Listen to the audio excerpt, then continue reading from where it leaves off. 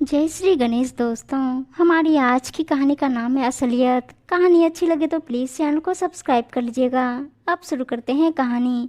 शिवानी के हाथों से शादी की मेहंदी भी नहीं उतरी थी कि उसकी सास कांता जी ने उसे पूरी तरह से काम में झोंक दिया। सुबह से लेकर शाम हो जाती, लेकिन कांता जी के काम तो मानो पूरे ही नहीं होते थे। जैसे ही शिवानी आराम करने के लिए अपने रूम में जाती, वैसे ही कांता जी कहती, बहू जरा मेरे सिर में तेल की मालिश कर दो या कपड़े प्रेस कर दो। कोई ना कोई काम का बहाना बनाकर पहले से ही तैयार रखती। शिवानी कुछ भी नहीं बोल पाती और झटपट काम पर लग जाती। आखिर नई नई बहू जो ठहरी। शिवानी के पति प्रवेश दूसरे शहर में नौकरी करते थे। शादी के लिए भी कम ही छुट्टियां मिली थी उन्हें, इसलिए वे शादी के 8 दिन बाद ही अपने काम पर लौट गए। तभी एक दिन, अरे बहू कब तक सोई रहोगी? देखो कितना समय हो गया है। आज तुम्हारे ससुर जी ऑफिस के लिए भी निकल गए और तुमने चाय तक बनाकर नहीं दी। आगे से ध्यान रखना, समझ गई? ठीक 4 बजे उठ जाना, क्योंकि तेरे ससुर जी सुबह 6 बजे तक निकल जाते हैं। बहू तुमको काम के लिए ही तो लेकर आए हैं। एकलौती बहू हो, नहीं बताएंगे तो कैसे सीखोगी? बड़े बूढ़ों की कदर करना। कांता जी ने ताव दिखाते हुए शिवानी से कहा, मुझसे गलती हो गई माँ जी, आगे से 4 बजे ही उठ जाऊंगी। इतना बोलकर उदास मन से अपने काम पर लग गई। तभी एक दिन शिवानी का बड़ा भाई किसी त्योहार के उपलक्ष्य में अपनी बहन के ससुराल आया। शिवानी ने अच्छे से अपने भाई का सत्कार किया और मन ही मन सोचने लगी कि सासू माँ मेरी तारीफ करेंगी बड़े भैया के सामने, क्योंकि मैं पूरे दिन घर के काम और सास ससुर की सेवा जो करती हूँ। देखना बड़े भैया खुश हो जाएंगे मेरी तारीफ सुनकर। लेकिन कांता जी तो शिवानी के भाई को देखते ही रसोई घर में रखे 2-4 बर्तन साफ करने लगी। तभी, अरे माँ जी आप अचानक से बर्तन साफ क्यों कर रही हैं? मैं कर दूंगी, थोड़े ही थे इसलिए सोचा नाश्ते के बर्तनों के साथ ये भी साफ कर दूंगी। शिवानी ने आश्चर्यचकित होते हुए कहा। शिवानी को अब समझ में आ गया था कि माँ जी के मन में तो कुछ और ही चल रहा है।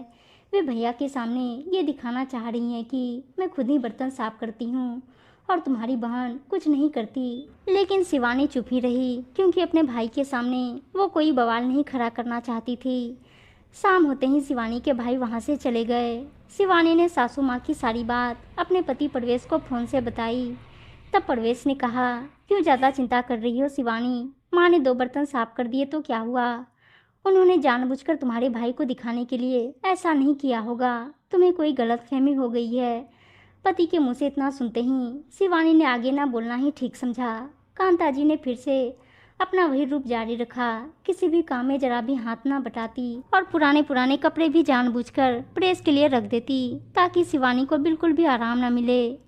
तभी करीब महीने भर बाद प्रवेश हफ्ते भर की छुट्टी लेकर अपने घर आए और शिवानी से कहने लगे, अरे शिवानी क्या पूरे दिन घर के कामों में लगी रहती हो? 2 घड़ी हमारे पास भी तो बैठो। प्रवेश ने प्यार से कहा। तभी शिवानी के बोलने से पहले ही कांता जी ने कहा, लल्ला अभी घर का सारा काम बाकी है, बैठने के लिए तो सारी उम्र पड़ी है, समझ गए? कांता जी ने गुस्से में कहा। शिवानी बेचारी चुपचाप फिर से अपने कामों में लग गई। तभी एक दिन दामाद से मिलने शिवानी के पापा आ गए, क्योंकि शादी के बाद उनकी दामाद से कोई बात नहीं हुई थी। पापा को आया देख शिवानी दौड़कर उनके गले लग गई और खूब अच्छे से अपने पापा की खातिरदारी की। लेकिन शिवानी के पापा के आते ही सासू माँ फिर से किचन में जाकर सब्जी काटने लगी और रसोई में रखे चाय के कप धोने लगी। अपनी समधन को ये सब करता देख शिवानी के पापा हैरान हो गए और शिवानी से कहने लगे, बेटा देखो समधन जी बर्तन साफ कर रही हैं, तुम क्यों नहीं करती बर्तन साफ? ऐसे अच्छा नहीं लगता। तुम तो बोलती थी कि मैं घर का सारा काम करती हूँ, लेकिन मैं तो कुछ और ही देख रहा हूँ बेटा, ये सब ठीक नहीं। क्या करे समधी जी, सब करना पड़ता है। आजकल के बच्चों से कहाँ घर के काम होते हैं। आज की बहुएं तो वैसे ही कामचोर हैं कि कब मौका मिले और कब आराम करें। कांता जी ने भोला सा मुँह बनाते हुए कहा। तभी, माँ आज तो आपने हद ही कर दी। उस दिन शिवानी ठीक ही कह रही थी कि मेरे भाई के आते ही माँ जी रसोई घर में बर्तन धोने लगी, जबकि मैं खुद ही सब काम करती हूँ। मेरे मना करने पर भी नहीं मानी। शायद भैया को दिखाना चाहती थी कि मैं ही सब काम करती हूँ, लेकिन मैंने शिवानी की बात सुनकर अनसुनी कर दी। मगर आपने आज फिर से वही वाक्या दोहराया। पता नहीं माँ, आप शिवानी के घर वालों को क्या दिखाना चाहती हैं? यही ना कि तुम्हारी बेटी घर के काम नहीं करती, जबकि मैं जब से आया हूँ देख रहा हूँ कि आप 1 मिनट भी चैन की सांस नहीं लेने देती हो शिवानी को। अपनी बहू के द्वारा किए काम और सेवा का आप ऐसे बदला चुकाएंगी, मैंने तो कभी सोचा भी नहीं था। परवेज के मुंह से इतना सुनते ही शिवानी की आंखों में खुशी के आंसू आ गए। अब उसे कुछ भी कहने की कोई ज़रूरत नहीं थी। सही समय पर परवेज ने अपनी पत्नी का साथ जो दिया और वो हकदार भी थी। शिवानी के पापा के सामने ही परवेज ने अपनी माँ की असलियत बयां कर दी और अब शिवानी के पापा को भी यकीन हो चुका था कि मेरी बेटी में कोई कमी नहीं, वो तो अपनी जिम्मेदारी अच्छे से निभा रही है। अपने बेटे के मुंह से ये सब सुनकर कांता जी को तो जैसे सांप ही सूंघ गया, क्योंकि उन्होंने ये कभी सपने में भी नहीं सोचा था कि परवेज कल की आई बहू का साथ देगा।